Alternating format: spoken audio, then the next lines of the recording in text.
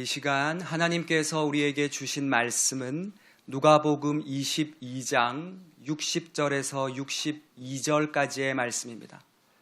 누가복음 22장 60절에서 62절까지의 말씀입니다. 이제 하나님의 말씀을 읽겠습니다. 하나님의 말씀을 경청하십시오.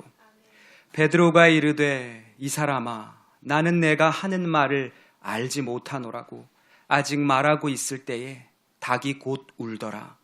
주께서 돌이켜 베드로를 보시니 베드로가 주의 말씀 곧 오늘 닭 울기 전에 내가 3번 나를 부인하리라 하심이 생각나서 밖에 나가서 심히 통곡하니라. 아멘. 이는 살아계신 하나님의 말씀입니다. 이 시간 한소리 찬양대에서 준비하신 찬양으로 하나님께 영광 올려 드리시겠습니다.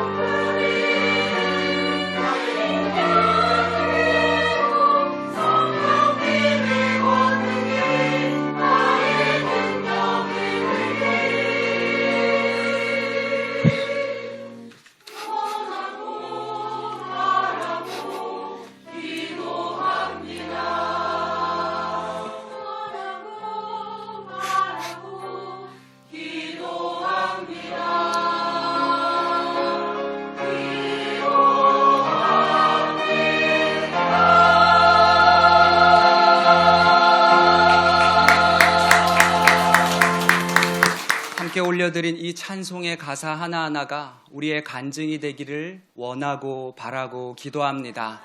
아멘. 귀한 찬양 감사합니다. 네, 오늘은 주님 말씀이 생각나서 심히 통곡하니라 라는 제목으로 은혜를 나누겠습니다. 오늘 본문의 마지막 말씀으로 여러분에게 질문 드리고 싶습니다. 여러분은 심히 통곡해 보셨습니까?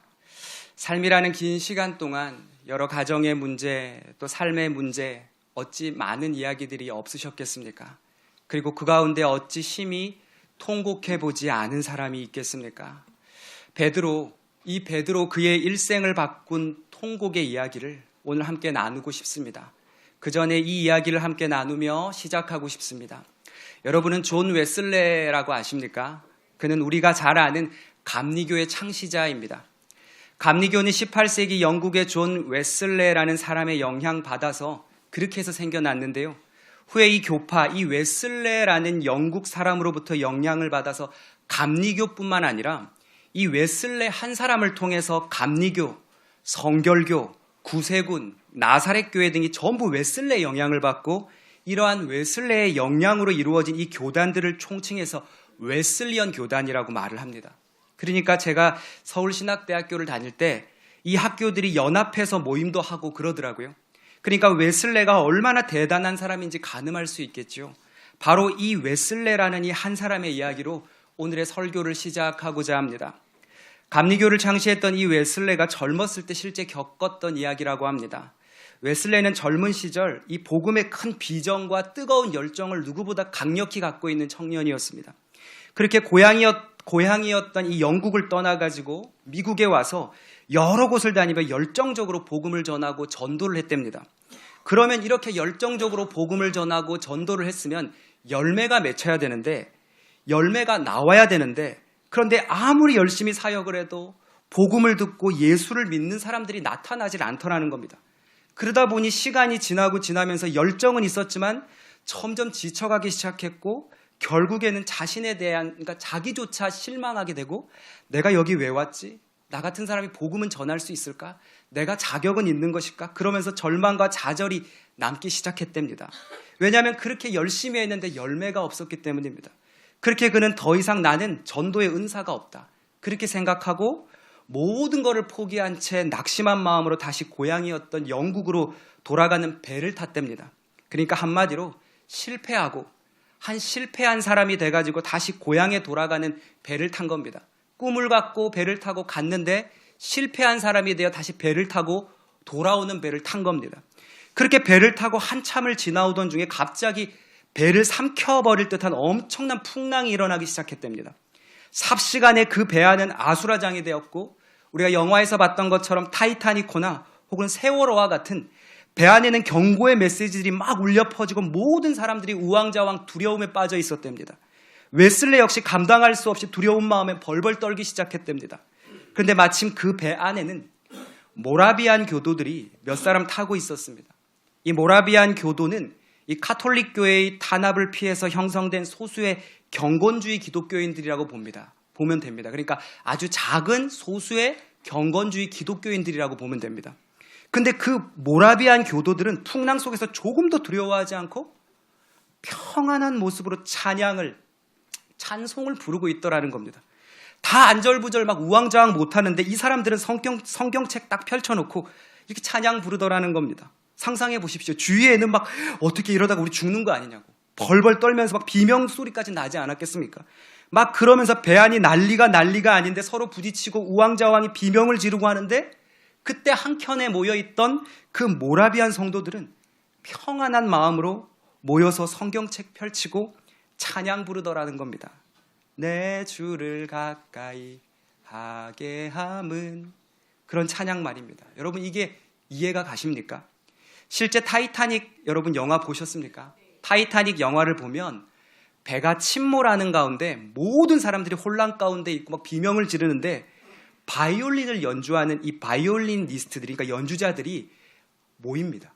그러면서 한 사람이 먼저 내 주를 가까이 하게 함은 십자가 짐 같은 고생이나 내 일생 소원은 주 찬송하면서 주께로 나가길 원합니다. 그거를 그 엄청난 소란 가운데 연주하는데 그 엄청난 혼란 속에서 연주되는 그 평온한 그 마지막 연주가요, 얼마나 많은 사람들에게 울림을 주었는지 모릅니다. 그거 기독교 영화 아닙니다. 근데 그건 그 어떤 영화보다 기독교 영화였습니다.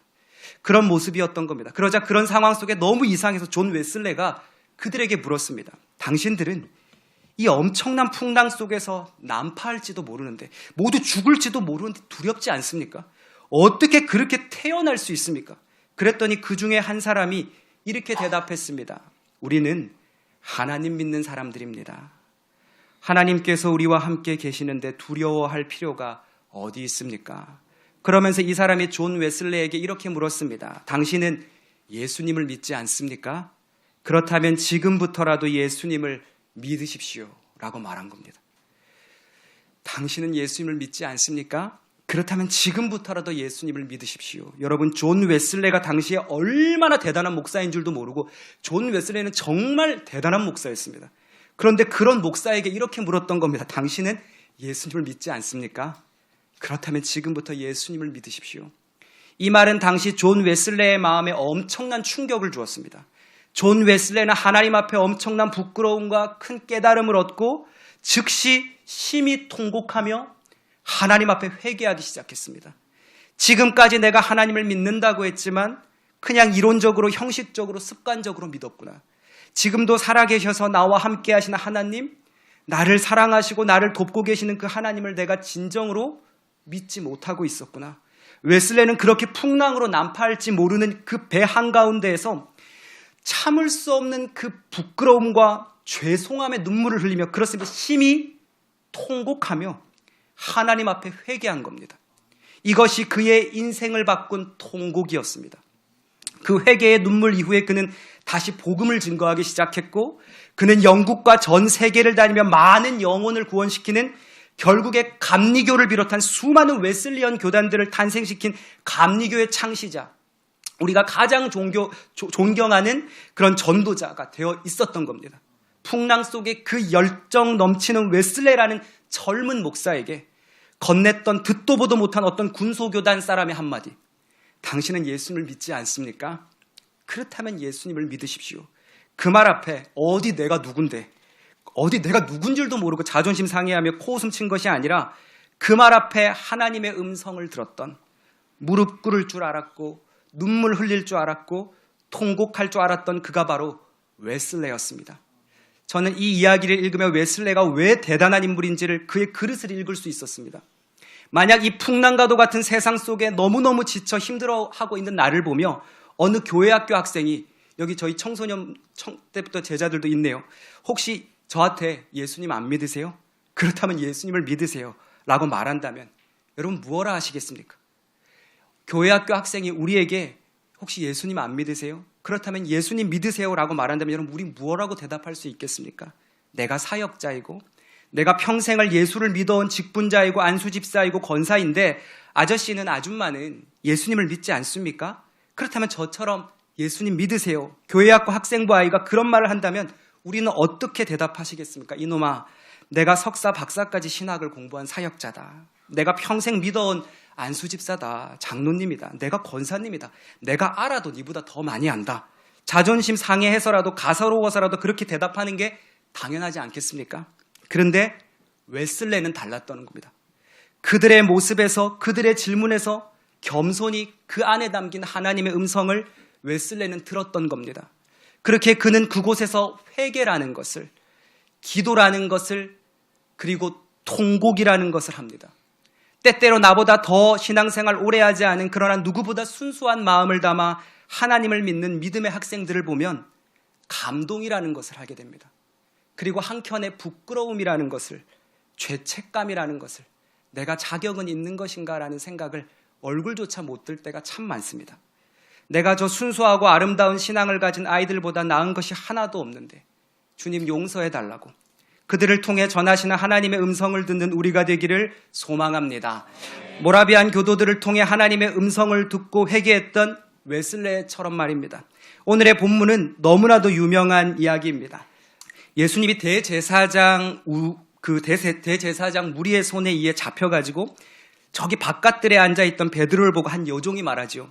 저 사람 예수 맨날 따라다니던 사람 아닙니까? 그때 베드로가 말합니다. 나는 네가 무슨 말을 하는지 알지 못하노라 한번. 또 다른 여종이 말하지요. 아닌데 저 사람 나사렛 예수랑 맨날 같이 있던 사람인데. 그러자 베드로가 맹세라는 것을 하고 부인하며 말하죠. 내가 맹세하건대 나는 그 사람을 알지 못한다 두 번. 조금 후에 곁에 섰던 사람들이 강한 어조로 베드로에게 묻죠. 너는 분명히 그 예수랑 한패다. 네 말투를 보니까 분명하다. 그들이 강력한 질문에 베드로가 심지어 저주하고 맹세하며 말하지요. 내가 그를 저주하고 맹세하며 말하노니 나는 예수 그 사람을 절대 전혀 아예 보지도 알지도 못한다. 3번. 그 말이 끝나자마자 바로 그때 곧 닭이 울더라. 바로 곧 닭이 울더라. 오늘의 본문 베드로는 우리가 잘 알듯 주님의 제자로서 주님을 3번 부인했습니다. 더 이상 주님만을 따르겠다 말했던 그 수제자의 모습이 아님을 우리는 보게 되죠. 우리도 어쩜 베드로랑 참 많이 닮은 것 같습니다. 하나님을 잘 믿어보려고 몸부림을 쳐본 사람이라면 3번 부인한 베드로, 그가 바로 우리의 모습임을 우리는 직감적으로 알게 됩니다. 세상이라는 두려움에, 직장이라는 두려움에 신앙을 부인합니다. 가장이라는 책임감에 살아야 되니, 살아내야 하니 신앙을 부인합니다. 그렇게 우리는 주님을 참 많이 부인하고 멸시하고 무시하며 살았습니다. 그런데 우리와 베드로의 다른 것 하나가 있더라는 겁니다. 그것은 베드로는 이후에 밖으로 나가 심히 통곡했더라는 겁니다. 오늘의 본문 누가복음 22장 62절을 함께 찾아서 읽어보겠습니다. 누가복음 22장 62절입니다. 같이 읽겠습니다. 시작. 밖에 나가서 심히 통곡하니라. 아멘. 밖에 나가서 심히 통곡하니라. 여러분, 베드로는 밖에 나가서 심히 통곡했답니다. 베드로가 예수의 말씀에 닭 울기 전에 네가 3번 나를 부인하리라 하심이 생각나서 밖에 나가서 심히 가슴을 찢으며 통곡했답니다. 그런데 어느새 우리는 통곡을 잃어버렸습니다. 베드로는 통곡하였고 우리는 어느새 아무 감정이 없어져 메말라 버렸습니다. 내 자식을, 내 가족을, 내 목적을 위해서는 그토록 통곡하면서 정작 하나님의 마음을 아프게 했던, 하나님 마음을 힘들게 했던 그분의 저미는 눈빛 앞에는 통곡한 적이 없었던 것 같습니다. 여러분, 베드로는 어떻게 해서 통곡하게 된 것일까요? 오늘의 본문 누가복음 22장 61절과 62절을 보면 그 답을 찾게 되는데요. 우리 61절 같이 한번 읽어보겠습니다. 시작.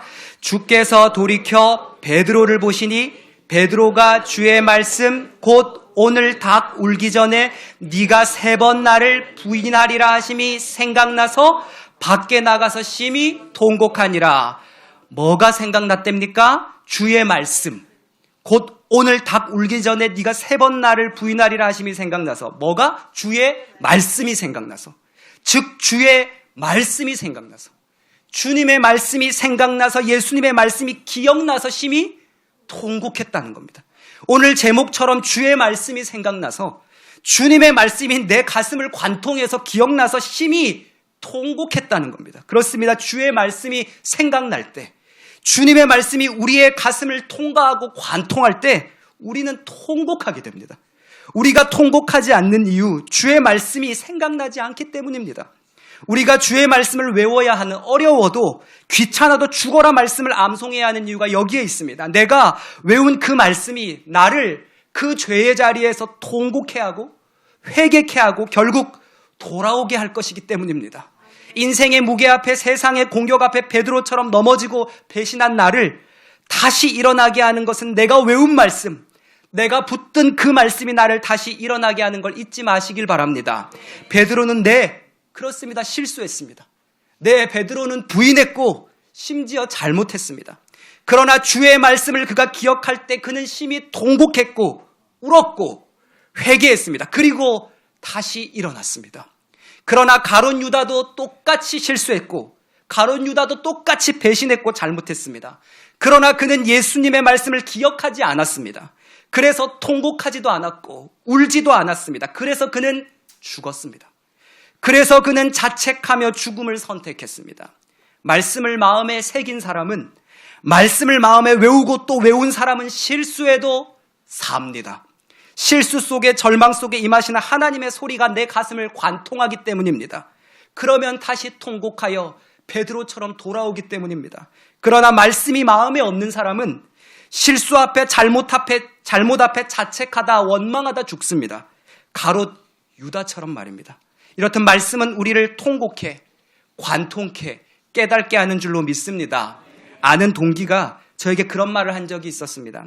옛날에 주일학교 때 했던 다른 거는 하나도 기억이 안 나는데 프로그램 이런 것도 별로 기억이 안 나는데 그때 선생님들이랑 전도사님이랑 죽어라 귀찮게 외우라고 했던 그 말씀, 그때 귀찮게 죽어라 외웠던 그 말씀이 지금도 기억이 나서 그 말씀이 때때로 자기가 힘들 때 그 주일학교 때 외웠던 그 말씀이 자기를 움직이더라는 겁니다. 그래서 학생들, 아이들 무조건 말씀 외워야 됩니다. 내 인생에 내가 도대체 왜 공부를 하는 것을 하고 학교를 다녀야 하는지 모르는 인생의 사춘기 속에 그런즉 너희가 먹든지 마시든지 공부를 하든지 영어 단어를 외우든지 친구를 만나든지 대학을 가든지 밥을 먹든지 반찬을 하든지 치료를 하든지 무엇을 하든지 다 하나님의 영광을 위하여 하라. 아멘입니까? 이 고린도전서 10장 31절의 말씀을 외운 아이들은 공부를 그냥 하지 않을 겁니다. 하나님의 영광을 위하여 할 것이고 일을 그냥 하지 않을 겁니다. 하나님의 영광을 위하여 하게 되는 것입니다. 말씀이 삶의 목적을 가르쳐 줍니다.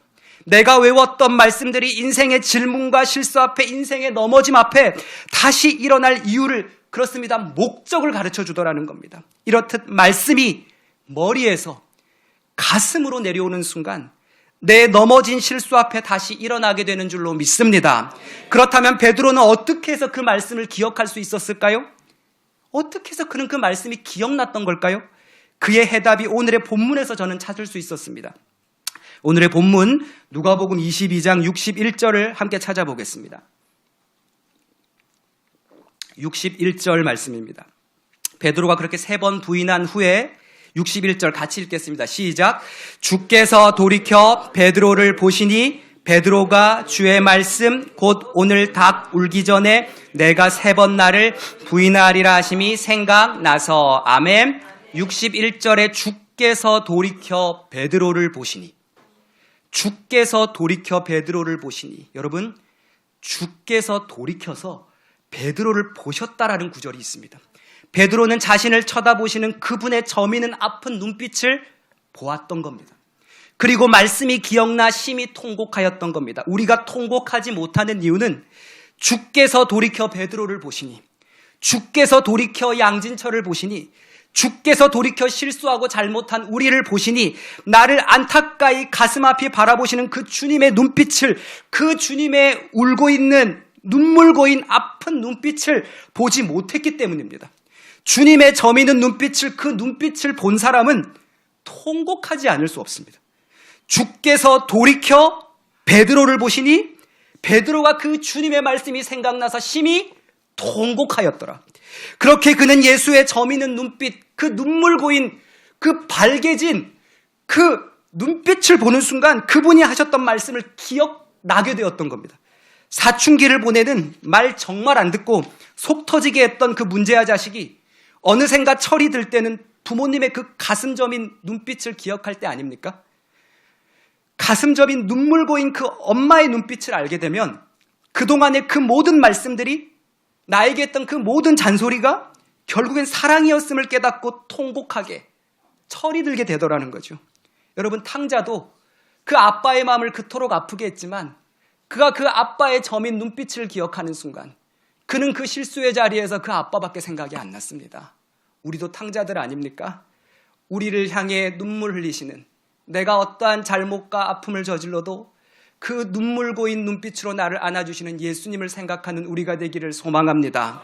우리가 신앙적으로 통곡하고 그리고 철이 들게 되는 때는 주께서 베드로를 보시니, 주께서 돌이켜 양진철을 보시니, 주께서 돌이켜 그 잘못하고 실수했던 우리를 보시니 나를 보시는 그분의 저민 눈빛을 알게 될 때인 줄로 믿습니다. 그래서 나는 예수님을 믿습니다. 이거 잘못된 말입니다. 나는 예수님을 믿습니다. 이거 틀린 말입니다. 내가 예수님을 믿는 게 아니라 예수님이 나를 믿어주신 것입니다. 아멘입니까? 이게 맞는 말입니다. 나는 예수님을 믿습니다. 이거 잘못된 말입니다. 그 예수님이 나를 믿어주신 것입니다. 예수님이 시몬의 인생이었던 나를 반석이라는 뜻의 베드로로 불러주신 겁니다. 도저히 반석 같지 않은, 베드로 같지 않은, 늘 흔들리는 나를, 늘 실수하는 나를, 늘 넘어지는 나를 너는 베드로야. 너는 베드로가 될 수 있어. 너는 시몬이 아니라 내가 너를 베드로라 하겠다. 누가 뭐라 해도 너는 반석이야 라는 뜻의 베드로의 이름을 누가 붙여주셨어요? 주님이 붙여주신 겁니다. 그렇습니다. 그렇게 우리는 내가 예수님을 믿습니다가 아니라 예수님이 나를 믿어주신 것임을 잊어서는 안 되는 줄로 믿습니다. 그렇습니다. 자격 없는 나를, 이토록 악하고 실수하고 넘어지는 나를 끝까지 믿어주신 우리 예수님을 찬양합니다. 마찬가지로 베드로가 주의 말씀, 그 말씀을 다시 기억할 수 있었던 것은 나를 바라보셨던 예수님의 그 점인 그 눈빛을 보았기 때문입니다. 여러분, 우리가 오늘의 본문을 통해 잊지 말아야 할 사실이 있습니다. 분명 여러분 베드로도 잘못했고 가롯 유다도 잘못했습니다. 그러나 베드로는 그 잘못 앞에 주의 점인 눈빛을, 주의 말씀을 기억하며 통곡했습니다. 그러나 유다는 그 잘못 앞에 주의 점인 눈빛을, 주의 말씀을 기억하지 못하고 자책하고 원망하고 자살했습니다. 결국 역사는 비슷한 잘못을, 비슷한 실수를 저지른 두 사람을 전혀 다르게 기억합니다. 예수를 저주하며 부인하고 도망쳤던 그 배신자 베드로이지만 역사는 그 베드로를 향해 카톨릭에서는 천국의 열쇠를 가진 자라고, 믿음의 사람이라고, 우리로 따지면 베드로 선교회라고 최고의 수제자라 기억하지만 예수를 팔았던 잘못을 저지른, 비슷한 잘못을 저지른 가룟 유다는 인류 역사상 최악의 죄인이요, 차라리 태어나지 말았어야 할 자요, 가장 사악한 죄인이라 기억합니다. 무엇이 이 둘을 이토록 다른 자로 우리에게 기억되게 했습니까? 주님의 점인 눈빛이 기억나, 주님의 그 점인 말씀이 생각나 통곡하는 자만이 그렇게 하나님이 쓰시는 줄로 믿습니다. 통곡한 사람은 베드로가 되지만 통곡할 줄 모르면 유다가 될 것입니다. 어느새 익숙해져 버린 세상적인 생각 앞에 통곡을 잃어버린 인생을 살아가는 메말라버린 우리가 되어버렸습니다. 다시 한번 주께서 돌이켜 베드로를 보시니 바로 그 주님의 눈빛을, 그분의 말씀을 기억하는 우리가 되시기를 간절히 바랍니다. 말씀을 마무리하며 말씀의 시작을 요한 웨슬리, 제가 존 웨슬리의 이야기로 시작했으니 이제 마지막도 존 웨슬리의 이야기로 마치고자 합니다. 서두에 말씀드렸던 그 존 웨슬리가 평생 열심히 사역을 하다가 이제 그때 그 깨달음을 얻고 다시 재기하여 정말 열심히 사역해서 그는 정말 많은 부흥의 열매를 맺습니다. 그렇게 존 웨슬리가 평생 열심히 사역을 하다 나이가 들어서 그가 죽기 2년 전에 프랑스에서 유혈혁명이라는 것이 일어났습니다. 그 결과 프랑스에서 사람들이 엄청나게 끔찍하게 죽이고 죽어갑니다. 그런데 아이러니하게도 영국에도 혁명이 일어났는데, 그런데 영국에서는 단 한 명도 죽는 사람 없는, 즉 피 흘림이 없는 도덕적 혁명이 일어났다는 겁니다. 이러한 영국의 놀라운 상황에 대해 분석했던 학자가 이를 이렇게 분석했답니다. 영국에 한 명도 죽지 않은 도덕적 혁명이라는 이러한 놀라운 결과는 웨슬리 목사 그 한 명의 영향력 때문이었다. 웨슬리의 영향력이 영국을 이렇게 피 흘림 없는 나라로 바꾸어 놓았다는 겁니다. 그렇게 웨슬리가 죽고 한참의 시간이 지나 약 100년 정도 시간이 흘렀답니다. 100년 정도 시간이 흘러서 영국에 조그만 지방 마을이 있었는데 어떤 부자가 그 마을에 들어가게 되었답니다. 근데 그 사람이 멀리 나오기도 했고 또 이렇게 다른 지방에서 출장 오거나 놀러 나오면 이런 시원한 가을밤, 요즘에 가을밤 시원하지 않습니까? 이 가을밤에 시원하게 밖에서 소주에 삼겹살이나 아니면 맥주에 치킨 같은 거 먹고 싶지 않겠습니까? 그래서 그 부자가 그 영국의 한 작은 마을에 그 술을 좀 사려고, 그 술 좀 사려고 막 구멍가게마다 가게마다 술 파는 곳을 찾아다녔답니다. 그런데 무슨 이놈의 마을은 술집은커녕 구멍가게에서 술을 안 팔고 도저히 아무리 돌아다녀도 술 파는 곳이 한 군데도 없더라는 겁니다. 부자가 화가 났습니다. 도대체 이놈의 이상한 마을은 어떻게 된 게 술 한 병 파는 곳이 한 군데도 없냐고, 맥주 한 병도 파는 데가 없냐고 막 하고 막 투덜대며 큰 소리를 치니까 그 소리를 듣던 지나가던 농부 한 명이 그 말을 듣고 잠시 탁 하고 멈춰서고는 부자에게 이렇게 이야기를 하고 가더라는 겁니다. 신사분, 제가 한마디만 전하고 가겠습니다.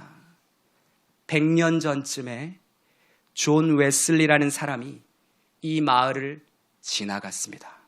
그러고 그냥 휙 가버리더라는 겁니다. 100년 전쯤에 존 웨슬리라는 사람이 이 마을을 지나갔습니다.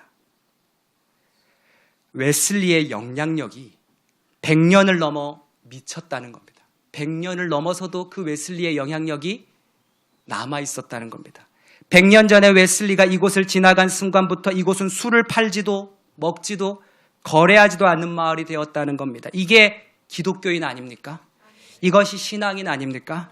교회 다니는 사람은 요즘에 다 그렇게 사는 거야. 교회 다니는 사람들 다 원래 그래 사는 거야 라고 세상을 따라가는 종교는 기독교가 아닙니다. 반대로 세상의 문화가 따라오는 종교가 기독교인 줄로 믿습니다. 저는 이 이야기를 읽으며 제 안에 그런 마음을 기도를 그려봅니다. 후에 제 청소년 때 제자들도 여기 앉아 있는데요. 때때로 세상이라는 삶의 무게 앞에 힘들고 아프고 지칠 때 그럼에도 신앙 지키고 살아가다가 누군가 그들에게 어떻게 그렇게 힘든데도 너는 그렇게 힘든데도 어떻게 신앙을 지키며 살 수 있었냐고 물을 때 오래전 내가 섬기던 학생부에 아무아무개 선생님이 있다 가셨어요. 오래전 내가 다니던 학생부에 아무아무개 전도사님이 있다 가셨어요. 오래전 내가 섬기던 청소년부에 양진철 전도사님이 있다 가셨어요. 이돈희 전도사님이 있다 가셨어요. 그 말 한마디로 이미 고개가 끄덕여지는 인생.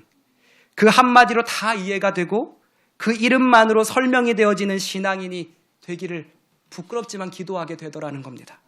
전혀 그렇지 못한 삶을 산 부끄러움을 회개하며 통곡하지 않을 수가 없더라는 겁니다. 너는 어떻게 시험 기간에도 예배를 드리러 나올 수 있니? 이번 주가 수능인데? 너는 어떻게 이번 주가 수능인데 왜 예배를 드리니? 너는 어떻게 장애인인데 그렇게 감사하며 살 수가 있니? 너는 엄마가 그렇게 아프신데 어떻게 기도할 수 있니? 오래전에 이곳에 어떤 전도사님이, 어떤 우리 교회학교 선생님이, 어떤 우리 부장님이, 우리 집사님이 있다 가셨어요. 애능중앙교회는 왜 이렇게 다른 교회랑 달라요? 이렇게 세상에 욕먹는 교회 속에 왜 애능중앙교회는 달라요? 오래전에 이곳에 어떤 장로님이, 어떤 집사님이 있다 가셨어요. 어떤 권사님이 계셨어요. 그 한마디로 모든 것이 이해가 되고 설명이 되어지는 인생. 나의 가정, 나의 직장, 내가 머물렀던 곳, 내가 지나간 이후 그곳에 어떤 분이 있었습니다. 그 한마디로, 그저 그 한마디로 이해가 되고 고개가 끄덕여지는 인생. 그 아름다운 그리스도의 향기를 남기는 인생, 그런 사람이 오늘 주일 예배에 나오신 우리들 가운데 생겨나기를 소망합니다. 특별히 우리 다음 세대 청년들이 나와 있습니다. 이들 가운데 이 은혜의 역사를 가진 청년들이 나오기를 소망합니다. 오늘 소개해드린 감리교회 창시자 웨슬레는 결코 완전한 존재가 아니었습니다. 제가 서두에 왜 웨슬레가 실수했던 이야기 한지 아시죠? 웨슬레도 실수하고 넘어졌던 그런 사람이었음에도 풍랑 앞에 두려웠던 아무런 영향력도 없는 연약한 영혼이었습니다. 그러나 그가 통곡할 때, 회개할 때 변화가 일어났습니다. 베드로는 대단한 사람 아니었습니다. 예수님 부인하고 맹세하고 저주했던 사람이었습니다. 그러나 그가 통곡할 때, 머리를 땅에 쳐박을 때 변화가 일어났습니다. 다윗은 대단한 사람 아니었습니다. 우리도 알다시피 살인자요 강간범이었습니다. 그러나 그가 주님의 말씀이 기억나 통곡할 때, 마음을 산산이 찢으며 주님 앞에 기도할 때 변화가 일어났고, 그렇게 그는 이스라엘 최고의 왕이 되었습니다. 그렇게 모두 실수한 인생들이었지만 후에 주님은 그들을 아름답게 기억하셨음을 잊지 마시길 바랍니다. 예수 믿는 우리도 세상의 무게 앞에 넘어지고 잘못하고 실수합니다. 그러나 진실로 통곡한 자의 실수를, 잘못을 주님은 생각도 하지 않으시고 기억도 하지 않으신다 하셨습니다. 어느새 통곡을 잃어버린 이 세대 속에 우리 모두 다시 한번 주님의 점 있는 눈빛을 기억하고 그분의 말씀을 다시 마음에 새기고 그분의 말씀이 생각나 심히 통곡했더라. 진정한 통곡 속 변화의 인생을 살아가는 우리 사랑하는 애능중앙교회 성도님들과 사랑하는 우리 청년들이 되어주기를 소망합니다. 기도하겠습니다. 하나님 아버지, 주의 점인 눈빛이, 주님의 그 빨개진 눈빛이 기억나, 주님의 말씀이 기억나 몹시 통곡했더라. 심히 통곡하고 회개했던 베드로의 그 심정이 우리의 마음이 되게 하여 주시옵소서. 우리로 주의 말씀이 기억나 회개하여 변화되는 주의 사람들이 되어 후에는 우리의 실수 기억하지 아니하시고 잘했다고, 잘 일어났다고 칭찬받는 주님의 자녀들 다 되게 하여 주시옵소서. 감사드리며 예수님의 이름으로 기도드립니다. 아멘. 이제는 우리의 선한 목자 되시는 예수 그리스도의 은혜와 그의 아들 독생자를 십자가에 내주기까지 우리를 무한히 사랑해 주신 하나님 아버지의 그 놀라우신 사랑하심과 오늘 우리 홀로 두지 아니하시고 믿음의 길을 걷게 하시고 하나님의 영광 살게 하시고 때로는 회개를 통하여 하나님의 뜻에 합당한 삶을 살아가도록 권고하시고 동행하시고 이끄시는 성령 하나님의 교통의 역사가 오늘 거룩한 성의를 기억하고 주님 앞에 예배하며 오늘 귀한 말씀 마음에 새기며 세상을 향하여 나아가는 우리의 행운 성도들 머리 위에 저들의 가정과 생활 속에 주님의 거룩한 몸된 교회와 이 나라와 이 민족 위에 특별히 13일 수험생으로 이제 시험을 앞둔 우리 수험생들과 그 사랑하는 가족들과 또한 5대 6대주에 흩어져 있는 선교사님들과 그 선교지 위에 이제로부터 영원토록 함께 계시기를 간절히 축원하옵나이다. 아멘.